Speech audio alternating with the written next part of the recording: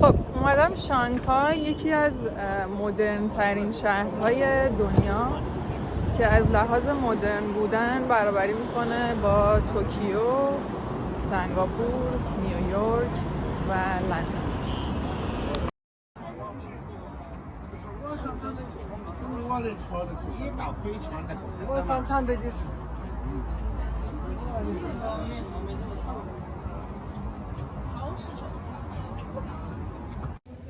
برج سمت چپ بلندترین برج شانگهایه و برجی که سمت راستش قرار داره که داریم بهش نزدیک میشیم ساختمونیه که شرکت گوگل داخلش قرار داره و میخوایم بریم بالاترین طبقه که شانگهای زیر پامون باشه.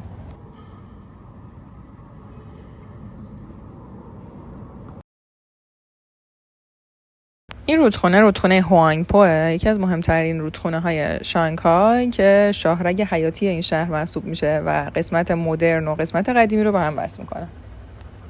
این رودخونه به رودخونه یانگتسه که بلندترین رود چینه و یکی از مهمترین راههای آبی تجاری جهانه وصل میشه.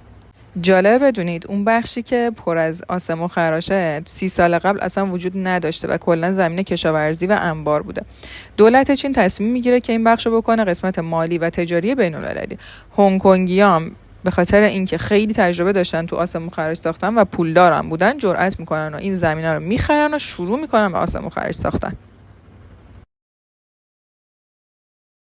اینجا جانگجینگ رود، جایی که توسط فرانسوی‌ها، آلمانی‌ها و روس‌ها ساخته شده و این معروف‌ترین هتل شانگهای.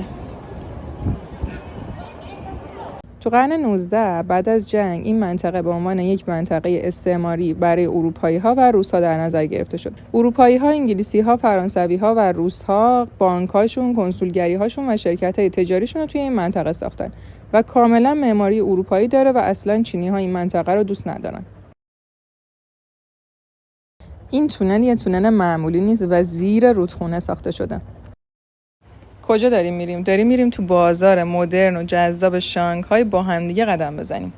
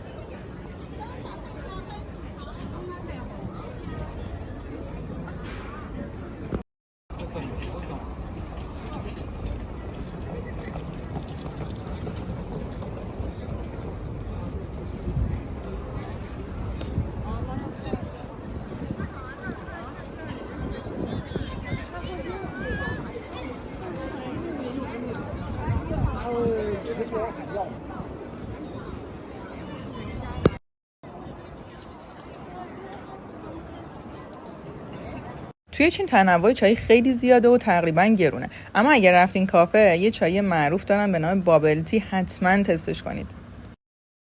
و البته جاسمین تی که یه چیزی شبیه پنیر داخلش داره که خیلی طعم عجیب غریبی داره. این غذا اسمش شنجینه که داخلش شبیه کباب تابعی ماست و خیلی خوشمزه است. اسم این غذا شالونباوه و طعم ماهی نپخته میده. اینو اصلا توصیه نمی‌کنم. This one is soft. This one is salty. This one is salty. But you can take a bite first, and then I'll tell you. Okay. I forgot what was the name? Qingtuan. Qingtuan. This is Qingtuan. I wanna try.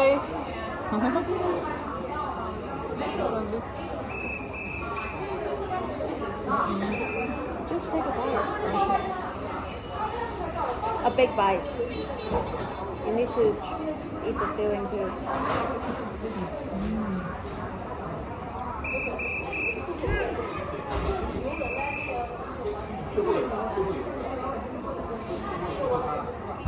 What is inside?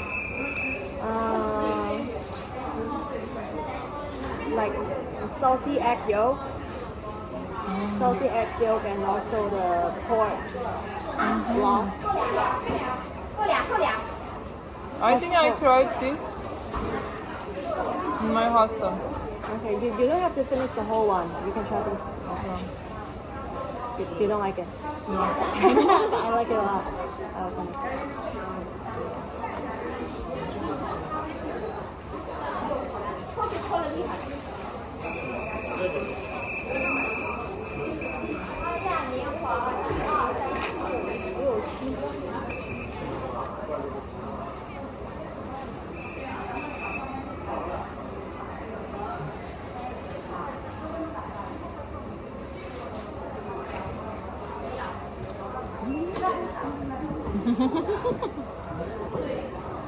It's okay.